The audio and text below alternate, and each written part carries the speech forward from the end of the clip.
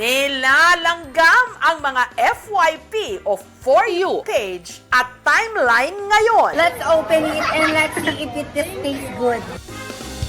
Harap. Sa panghimagas na ito na hindi nawawala sa ating mga handaan, lalo na ngayong papalapit na ang Kapaskuhan. Cream na hinaluan ng condensed milk, pinasarap ng prutas, inilayer sa graham cracker, at ifrinize. Pero ang paandar ngayon, bite-size lang ang serving nito. Ito ang trending ngayong Graham Bar. Ang isa raw sa mga nauna sa paggawa nito, si Arlene mula Valenzuela City. Taong 2019 pa lang daw kasi, ito na ang kanyang negosyo. Nalaman ko po yung paggawa ng Graham sa biyanan ko kasi may natikman daw po siyang Graham na nasa tab. Ang sabi niya sa akin, pwede daw ba akong gumawa ng Graham na bite size lang. Ang puhunan niya raw noon, 500 pesos lang. Meron po tayong cream, condensed milk, tsaka mangga. Unahin po muna natin tong cream. Yung cream po dapat chilled po siya. At least 2 hours po. Sunod po natin tong condensed milk. Nung lumapot, inilagay ang mangga. Dapat po yung mangga, hinog na po siya. Pagkatapos, isinalin sa mold na may graham cracker.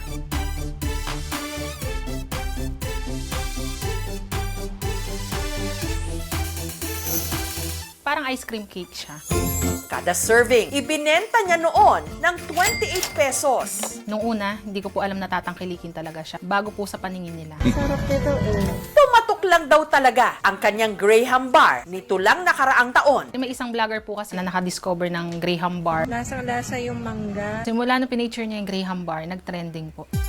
Yung binibigay lang po namin is maximum lang po 2 pieces per head. Nakakabenta raw si Arlene ng 400 na piraso ng Graham Bar kada araw. Hindi siya ganun katamis. Hindi po nakakaumay. Babalik-balikan.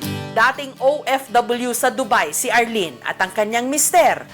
Nung nakapag-ipon para sa kanilang water refilling station business, nagdesisyon silang umuwi na ng Pilipinas taong 2011. Pero mas kumita raw ang kanilang Graham Bar business. Yung kita po namin per day, nasa 14,000.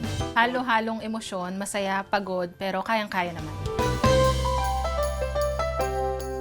Ang dinarayo naman sa Quezon City, hindi lang isa ang flavor ng kanilang Graham Bar. May mango, cookies and cream, strawberry, at marami pang iba. Hindi siya tinipid. Kita naman sa kapal.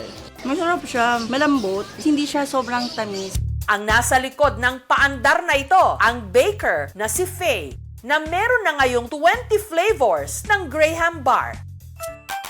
Para po mas malambot and mas madaling ikat yung ating mga Graham bars, kailangan basain po natin siya ng konting tubig. All-purpose cream, condensed milk natin. Pwede na natin ilagay ang ating biscuit. Last po is maglalagay ulit tayo ng Graham crackers. Pwede na po siyang ipasok sa freezer ng 5 hours po. Then pwede na siyang ikat at ibalot. Kada serving, 40 to 45 pesos. Cake at pastries daw talaga noon ang ibinibenta ni Faye. Nagsimula po ako sa pagdoa ng Graham Bars nung may nakita po akong viral video. Naisip ko po na bakit po hindi po gumawa ako ng sarili ko. Ang kita raw niya ngayon, parang araw-araw Pasko. Usually na kinikita po namin is 5 digits po. Every week. Masaya po. Siyempre nakakatulong ako sa magulang ko. Pambato namang Graham Bar ng mga tiga Legazpi City sa Albay. Extra sweet! Isinasaw-saw pa kasi ito sa tsokolate. But wait, there's more! Pwede pa raw itong dagdagan ng toppings. Ito ang chocolate-coated Graham Bar ni Beverly. Iko-coat natin siya ng chocolate.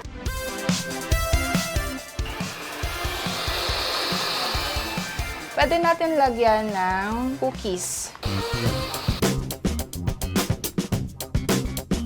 I-freezer pa po natin 5 to 7 hours, okay na siya. Pwede ko na siyang ilagay dito. Masarap yung combination ng matcha at chocolate. Hindi siya masyado matamis. Sakto lang. Sarap. Ang paggawa ng mga panghimagas o dessert, libangan lang daw noon ni Beverly. Nung bata ako, mahilig kami gumawa ng waffles. Masaya mag-bake, tapos kakain. Hanggang sa sineryoso ko na siya. Naging paraan niya rin daw ito para takasan ang mapait niyang breakup. Sa kagustuhan ko po na makamove on, kumbaga makatakas sa sakit, gumawa ako ng outlet para may pagkakapisihan. Nakatulong po siya, nakalimot, nakahelp sa akin na maging better. Hanggang nakisabay na rin daw siya sa uso. Dito din po sa Legazpi, ang dami yung nagbebenta. Naisip ko siya na why not, i-coat ko yun. Ang pagkonsumo kasi ng sobra-sobra ng matatamis na pagkain ay nakakapagpataas ng risk sa pagkakaroon ng obesity, sakit sa puso, diabetes, hypertension, at iba pa. We always have to practice moderation. Sa mga nagiging trending na pagkain, ipagpasalamat po natin. Dahil paraan ito para ang iba magkanegosyo o masenso at matikman ang tamis ng tagumpay. Thank you for watching, mga kapuso. Kung nagustuhan niyo po ang videong ito, subscribe na sa GMA Public Affairs YouTube channel. And don't forget to hit the bell button for our latest updates.